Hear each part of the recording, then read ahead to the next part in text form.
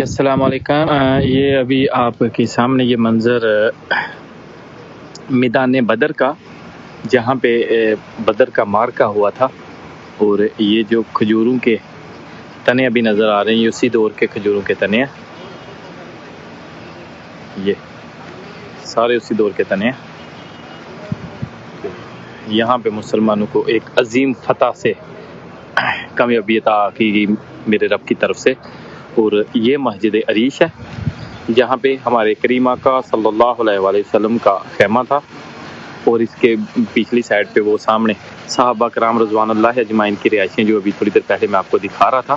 وہ کچے کچے مکان نظر جو آ رہے ہیں پتھروں کے، مٹی کے، یہ سارے صحابہ کرام رضوان اللہ اجمعین کے گھر تھے یہ اس دور میں، اور ان کے فرنٹ پہ یہ سرکار دو جہاں صلی اللہ علیہ وسلم نے یہاں پہ اپنا خیمہ لگایا، جو آج مسجد عریش کے نام سے جانا جاتا ہے۔ اور یہ سارا میدان ہے، اور مکہ یعنی کفار اسلام تھے جو سارے ادھر سے آئے تھے، اور یہ ایک مورچے کی مانند یہ جو نظر آ رہا ہے، یہاں پہ مسلمان اپنا محاصرہ کرنے کے لیے یہاں پہ کھڑے ہو کے تیر اندازی کرتے تھے، یہ سارا، اور اسی جگہ پہ کافروں کو جہنم واصل کیا گیا، بڑے بڑے کفار تھے جو ان کو جہنم واصل کیا گیا اسی میدان میں۔ اور آج پہلے ایک آپ کو زیارت کرائی تھی جو